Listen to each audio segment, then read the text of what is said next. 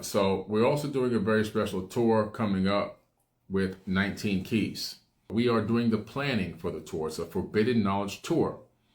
It's branded with 19 keys, and it's a 19 keys. He'll be your host on the Forbidden Tour of Egypt / 19 keys.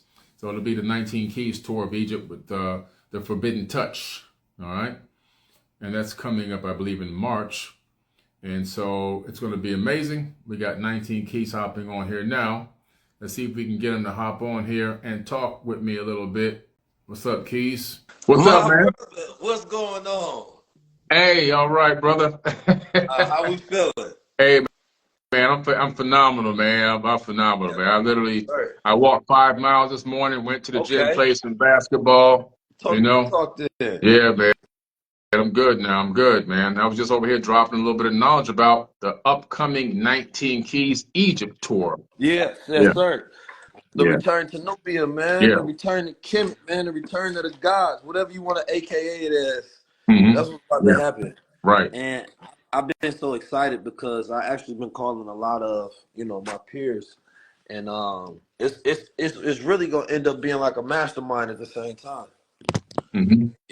Right. So it's a lot of dope people that want to pull up, that want to come, and I'm like, what better place to mastermind than literally in Egypt? Yeah. Right. Let's submit a lot of these ideas that we've been talking about, and let's go there and consecrate them. And nothing that we say will be forgotten. Nothing that we say, won't be scaled out and done. So I'm looking forward to this. You feel me? It's really gonna be a mastermind situation. Yeah, absolutely. It's going to be phenomenal. Now, for those of you who are watching right now, we're talking about 19 Keys Tour of Egypt with the Forbidden Knowledge Touch. All right, we're helping to co-plan, organize, and orchestrate this incredible meeting of the minds in the land of Kemet, really, where everything kind of really began. So you're going to get an opportunity to go there, and we have your special guest, 19 Keys, and your birthday is going to be in that month. If I'm not mistaken. That's part of the celebration, man. Going out there and celebrating the born, call it the born month. You know what I'm saying? The born month is heavy on the tour season, man. It's the fifth month, which is a month of communication. You feel me? So it's gonna be perfect to mastermind, man. Get us grounded. Yeah. I want to ask you a question because you really got me excited about doing this trip, and you was just explaining how the level of access that you have and the difference between the type of the forbidden trips, right, versus the regular public trips that people go on. Because I've had an experience in Egypt, but the experience and the expectation that I have for this one is much higher. Yeah. Well, what happens is when you go on a regular tour of Egypt with a normal guide, like you just get on Vigator, or TripAdvisor, and you go, okay, this guy, let me book this tour company, and you go out there, you end up, either two things happen. One thing is you book a private tour and pay a lot of extra money, but you still get a mainstream tour guide that's just literally reading off of a script that was given to them by the tourism board that literally sounds like fantasy and mythology. Right? And then, or the second thing that can happen is you go out there and you're on a tour with about, who knows, 50, 60, 70 people, and you have the mainstream guide. You can't really get close and personal. You can't really ask too many questions. They don't really have any answers. And they're going to stick to that strict script. They're not going to break that code. They're going to stick to that script like a robot. They're going to be like a parrot, basically. They're going to take you guys around and push you around and force you around like a little machine. And that's about it. The next thing you know, you're going to leave there thinking you had a great experience or experience of Egypt, but you really didn't have the real full experience. And so the difference between them and us is with the forbidden knowledge type of tours, we have direct connections with the people in positions of power there in Egypt.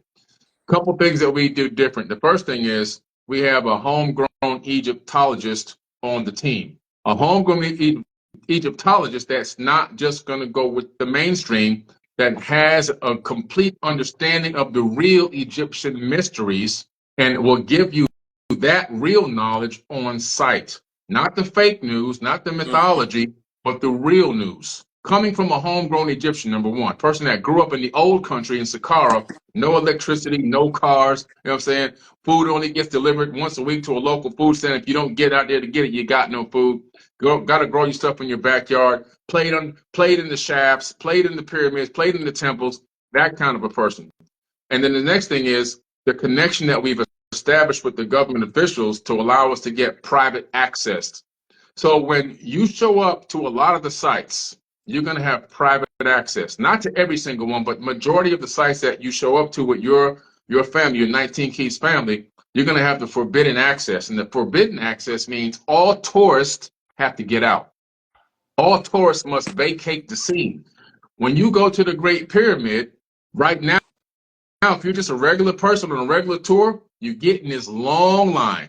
You got to go up into the area where it opens up. You got to go inside. You go up, you look around, then you got to come back down because all these people are coming up and coming down all day long. You probably get 15, 20 minutes inside of there if you're lucky, if you have enough patience to wait. When you go on the forbidden tour, all of a sudden, there's nobody at Giza. The plateau is empty, okay?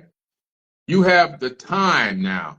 You have the space. You have the energy all to yourselves. You and everyone else that's coming with you, the whole 19 Keys family. When y'all go up into the king's chamber, you're going to be able to get in there and do a meditation. You're going to be able to chant and experience the inside of the pyramid itself.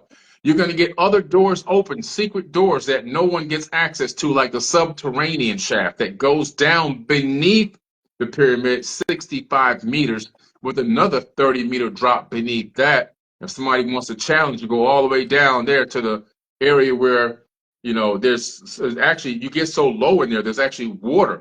And part of the reservoir is still down there, and there's all kind of mysteries down there.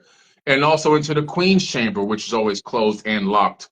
So you get a chance to really experience the Great Pyramid in a way where, like, no one else can do. We're talking about 2 hours in the pyramid itself, just that one.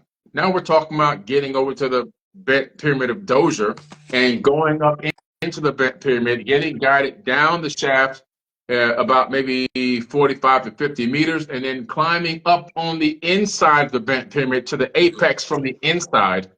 And what you'll see in there is going to be mind-blowing. Secret shafts and secret tunnels that lead into underneath the step pyramid of Saqqara, getting inside the Red Pyramid and going into secret chambers inside the Red Pyramid. And that's just one small area. Then we're going to take you to the halls of Amenti. Nobody's going to explain the halls of Amenti and take you there like we're going to take you. In the halls of Amenti, we're talking about the area where Thoth, who ruled over the land of Kemet for 16,000 years, he says these stone boxes are rejuvenation chambers for the body. And you're going to go about 50 feet beneath the Sahara Desert into this area where they have these halls. And inside of each hall is a gigantic 1,000-ton crystal granite or crystal diorite box that's still emitting high levels of radiation till this very day, because it's a machine down there. And you'll be able to see that. And even behind a secret door, you'll be able to see something very special that our guide will take just your family to go see and see this special area in a secret door that has a big bolt and lock on it. From there, you're going to actually head out across over to the airport, hop on a plane. Everyone's airfare in Egypt is already paid for. It's all included. We're going to fly from there all the way to Luxor. And when we get to Luxor, you're going to see the Temple of Luxor, Karnak, Kamambo, and many other incredible temples, taking the cruise ship along the way. Now, what's important is the cruise ship that most people get on if they take that big journey. They're kind of beat up. I'm not going to lie to you, because you'll see them. They're kind of beat up. We're going to put you on a brand new ship, completely renovated. Everything is brand new. The food that we get for our ships, the reason why nobody gets sick is because the food is imported, hand-picked food, and tasted first. The chef is hand-picked and imported. We make sure and test his food, test his cooking style. We know we got the right guy. So nobody's getting sick on the cruise. Nobody's getting sick from eating any of the food at any of the locations that we're taken to. Or where you ask a lot of other people out there, people are always getting sick on these tours because they're not given food that their body can handle. But we make sure that's all taken care of. And then getting to see these other ancient sites that are out there, getting a chance to stay at hotels like the Four Seasons. You know, we're not staying in, Yeah. rag 'em up in hotels torn down for 3 and 4 stars. You're getting 5-star treatment the whole way through, and seeing a lot of these ancient sites and ancient temples and experiencing them in a way that nobody else can do it. And that's why the forbidden touch is the real touch. Imagine showing up at an ancient temple and everybody's got to get out. Everybody's got to clear out. You know what I'm saying? That's Man, super private. that's how the pharaohs arrived, man. Wait a minute, clear. Yeah, all yeah, peasantry. yeah, No, but yeah, man. it's like I said, man. This year is a year about experiences for me. Last year, you showed. So, Yeah, peace. We should be good now. okay. First of all, thank you for that explanation. That's what got me excited about doing the trip in the first place. Creating a year of experiences. There's certain things that become core memories in your life that you just never forget, and it become moments of ascension. When I went into that pyramid the first time, and we had to climb down, and that was just a regular touristy, very touristy way about going and doing it. I didn't get no secret access. I didn't get no exclusive, nothing. But the energy, the overwhelming energy that I felt made me very emotional. And I wasn't expecting that spiritual experience at that time. Right. And it's funny because even at the time, I had some issues, some sciatica pain through my leg, Mm, and it was very hot out there. But the experience was so powerful that it didn't even matter. You know what I mean? I mm, walked the whole Karnak temple the whole time. You see the videos that I show, I'm holding on to this staff, but I'm not trying to look cool. It's because there's something really wrong with my leg and my back. I have pain, but the experience was so powerful that it decreased the pain because I'm there at the Karnak Temple and I'm just enjoying the whole mm. everything. Now, when I go back next time, I'm gonna be buffer. I'm gonna feel Yeah, good. You know what I mean? My body is gonna be in tip-top shape so that I can enjoy, the yeah, fullness of the fruits of the experience. But I really want to mastermind with people. I really want to create a moment in time that, it really consecrate these events to go down in history. yeah, It's one thing to think about the majestic civilization that was once built. It's another thing to go there, get inspired, and then go build your own, right? And hmm, for me, that's what it's about. It's taking the magic with us. You feel me? Because for me, when I hear Kemet, and even though they say Land of the Blacks was based on the fertility of the soil for the agriculture, but it's also was about the people, right? And the fertility of the mind and the ideas and their ability to build. So it's about going and grabbing that fertility and spreading that across the world and pollinating the world with those new yeah, ideas. If we have it within our DNA, not just of course, ancient Kemet, you feel me, but we built civilizations all over this planet Earth. And I've asked you as well, not only this trip, but there's other trips that I want to take to all of the most powerful places that hold that spiritual energy to remind us that this modern world, is really using ancient technology, right? And so if we really want to be futuristic, we have to get our minds back. yeah, no doubt. You're right. And you will get your mind back at these ancient Hmm. sites.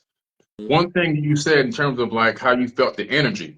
Some people might think like, oh, that sounds kind of woo-woo.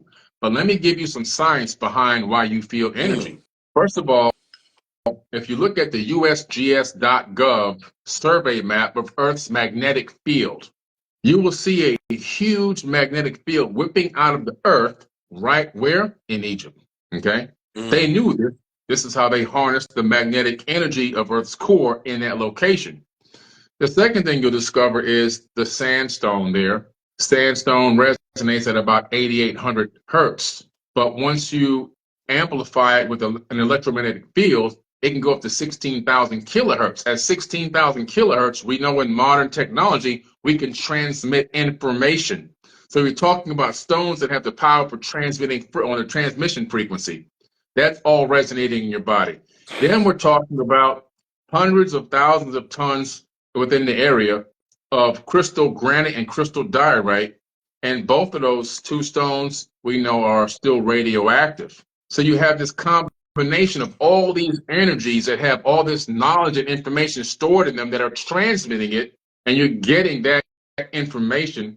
Not to mention the fact that the Egyptians understood, the ancient Egyptians, how to utilize magic. So the chemistry, that's where you get Kemet, chemistry, and alchemy. Alchemy, Kemet, all comes from that same area. They imbued that wisdom and knowledge into the stones. They believed that these statues and these structures that they built out of this material were living beings, that they were alive. And so when you show up there, you're getting that knowledge into your body, into your cells, into your consciousness. You are getting this spiritual energy that has been transmitted from thousands of years ago. The information, the messages, the knowledge, the wisdom is all there. It's up to us. Can we discern any of it? Like you say, can we take that knowledge and leave and build a brand new kingdom with it? Are we now going to be the new Natiru that can turn mud into a kingdom? That's the whole metaphor behind it. And so that's why it's such a powerful place. And every time I go back, man, I feel more and more enlightened. Yeah. I feel more expanded. My mind is like out here and I'm taking in more information. I'm getting more knowledge and I'm always seeing something new every time that I go. So it's a powerful place. That's really dope. Because you know we know that the energy field just of the geometrical pyramid shape. You know, people. What's those things that people have in their houses, or they usually make them out of copper. Or sometimes they put a copper coil in them and it's shaped like a pyramid. What's Yeah, to those things? meditate. They meditate inside of them. They're like Yeah. Merkabas. Yeah, like the Merkabas, and you have to think the pyramid is a huge one, Yeah. right? And especially sitting on, you know, those energetic fields. And it had me thinking like, but when you feeling all that energy and all that emotion, that is information. Yeah. But it's the same way when we become emotional, you have to figure out why. What is the Oh, root of it? What is the download, right? And that's why you can take downloads when you go in there as you processing this information. But it's like you it's like stepping into Wi-Fi. All this energy is passing through you. If you can stop for a moment, right, and interpret the value of that information, yeah. then you can leave with a download and an upgrade.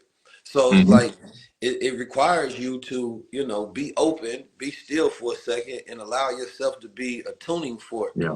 You feel me? And take some downloads with you. And I can't wait for people to have that experience for themselves. Yeah. And another beautiful thing is just go and look at the faces that are on the tombs. Go and look at the hieroglyphs for yourself. And the discussions outside of Egypt or what our archaeologists are having and historians are having, they won't matter when you have the knowledge for yourself, right? Because what they're doing is they playing a game of semantics, they playing a game of belief, right? And you know, the knowledge is going to be much powerful than the belief, the experience, to where you experience it for yourself. And the logic is going to have you come to a thought and a conclusion to be like, oh, that's me. That Yeah. looks like me. This is my family. I know who that is. You don't need nobody to interpret something that's very logical that was left behind by somebody drawing a picture saying, hey, this is what's happening here. And then you look at the picture and, oh, I get it. You don't need somebody that even had a high degree of science about this thing. It's a picture of people. Yeah. For real. It's an artist that depicted what he saw, and the eyes have senses enough to say, oh, this is what I see. Then that's what occurred back in those days. Mm-hmm. And I think just that small bit of connection, Yeah. I think is something that infuses with people, that becomes a download to where there's no more confusion left about the experience and the history of ancient Kemet and your connection to it. Yeah. No, I agree 1,000%. I really believe that, you know, as many people, you know, black and brown people from the Americas that can get a chance to go there and experience it and see with their own eyes, it's significantly important. And the reason why it's important is because we are a people that have been completely detached from who we are and where we came from and what we believed in. We have no clue. We think we do, but until you can go there, like you say, in person, forget everyone else talking, forget what this one is saying and that one is saying.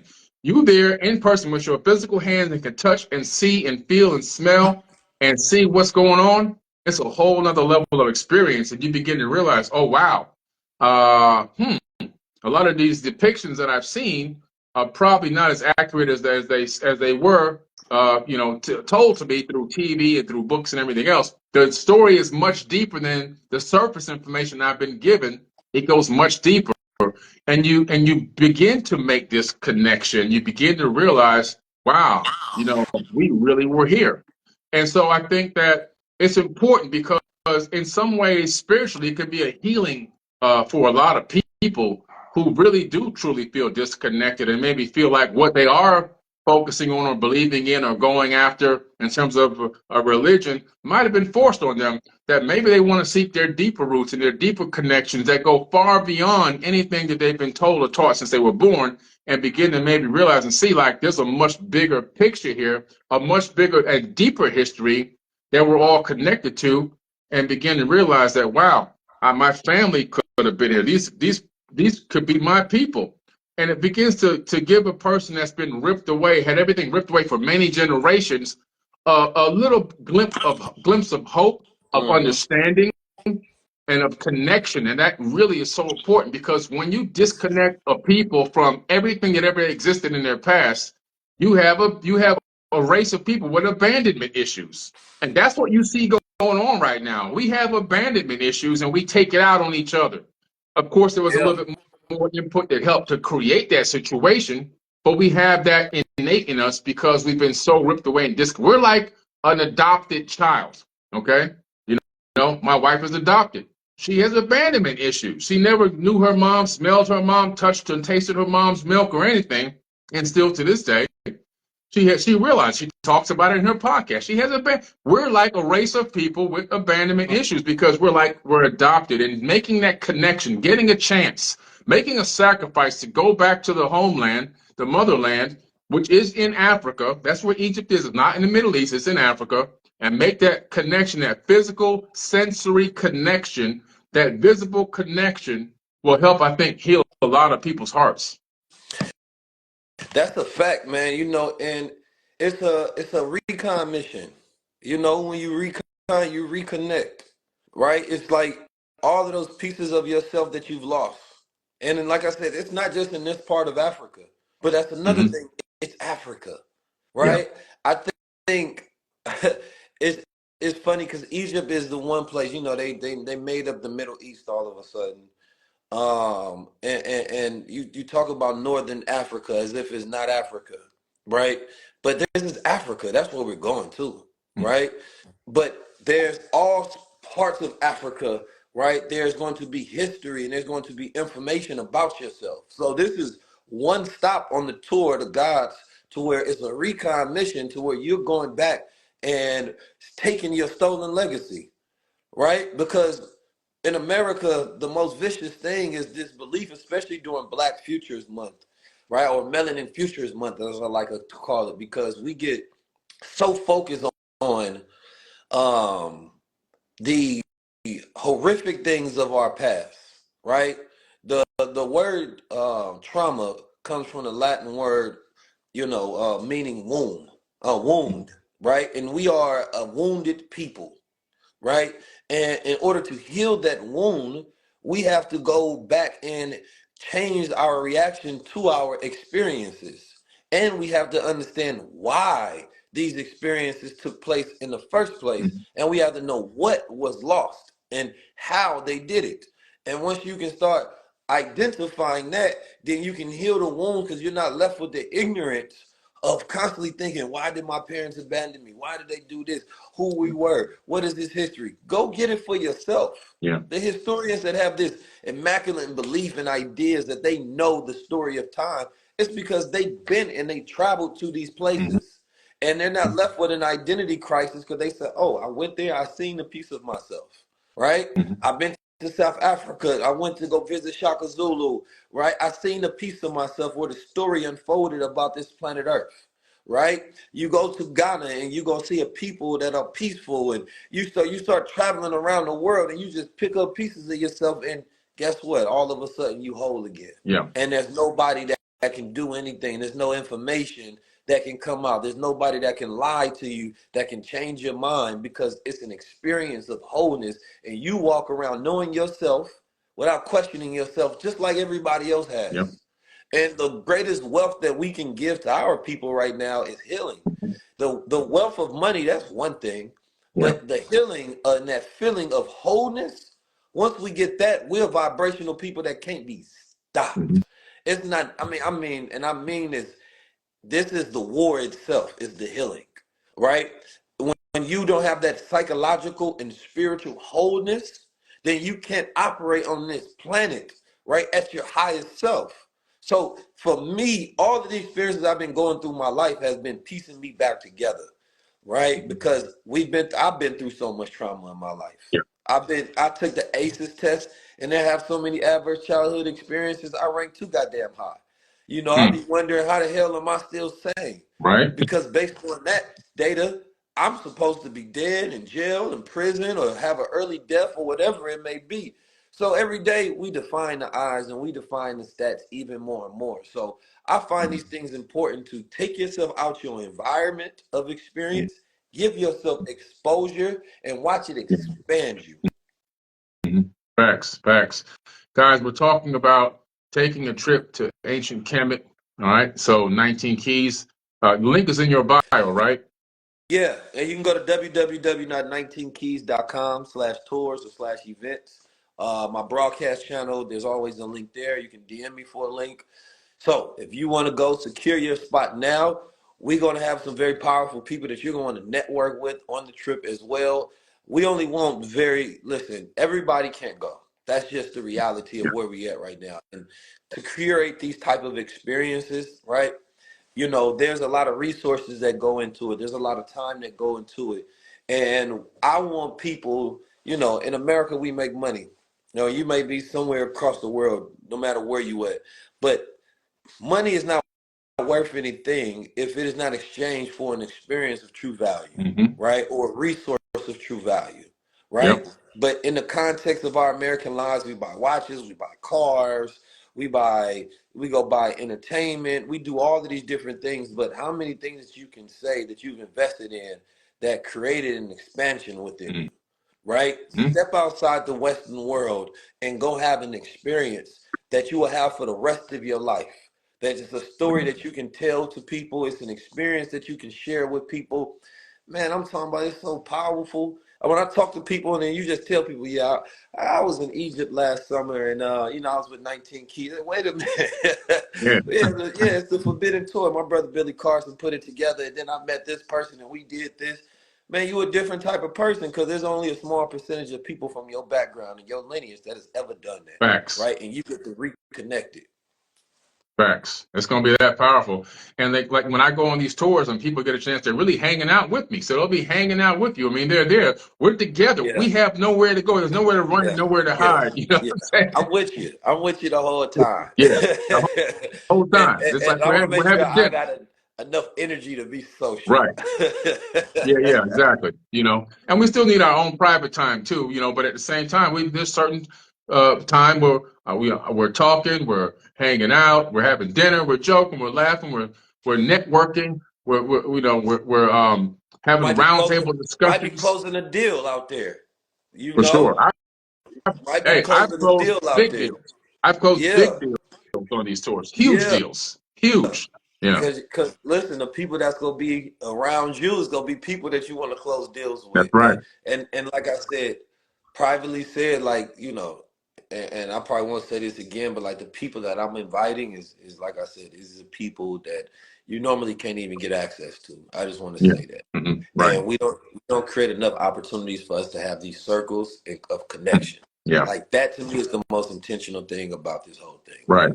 Let's actually create these intentional opportunities. Because even when I do tour, I'm talking to thousands of people. I don't get to stop and really create that connection. Yeah.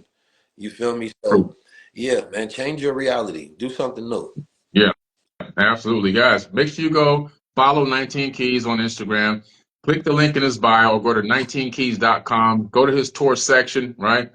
Or events, and also make sure you register ASAP because this tour is going to fill up very fast. Right, so it's a tour that's being orchestrated and set up by Forbidden Knowledge. It's one of our forbidden tours, which means it's a very special type of tour, not your typical everyday tourist event. This is super private, super VIP, super exclusive, and super 5-star. So make sure you click the link in 19 Keys bio and make sure you register for the Forbidden Tour. 19 Keys family. It's going to be a huge celebration in Kemet for his birthday and everything else. If you want to be there and hang out with Keys, make sure you sign up right away. Yes, sir. Man, I appreciate your Hey, time, man. I know you got to go, no but problem, thank brother. you. I look forward to our next high level conversation as well. I appreciate Oh, you yeah. for being a brother. You know, to many people, you are a beacon of enlightenment, right? Thank you, And you man. guide them out the dark.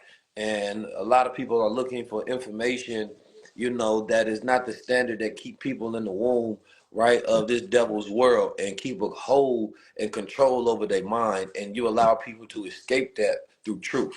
So I just want Thank to you. appreciate you for being that person that brings light to so many. Thank you. Appreciate you, man. And you're doing a Yes, phenomenal sir. job yourself, man. Ever since I met you at Dame Dash Studios, man, you've been grinding Yes, nonstop. sir. You've been going, boy. You Yes, doing it, man. sir. You out here doing it. Keep We on got going, to, man. man. You climbing. You helping a lot of people. You know, the younger people, they're looking up to you. You know what I'm saying? So I'm a little older, so I can grab some of them, man. But you right in that group, that age group. You know, you got the look, and they just like you're like a beacon of hope, and they're hanging on your every word, man. So keep putting the information out there, brother. Man, thank you, Billy. I appreciate Yeah. you. No Peace to the problem, man. God.